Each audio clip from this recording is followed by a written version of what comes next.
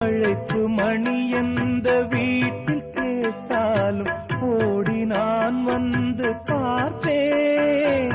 தென்றல் என் வாசல் தீண்டவே இல்லை, கண்ணில் வெந்நீரை வார்த்தேன். கண்களும் ஓய்ந்தது, ஜீவனும் தேய்ந்தது. ஜீவ தீபங்கள் ஓயும் நேரம் நீயும் நெய்யாக வந்தாய். இந்த கண்ணீரில் சோகம் இல்லை, இன்று ஆனந்தம் தந்தாய்.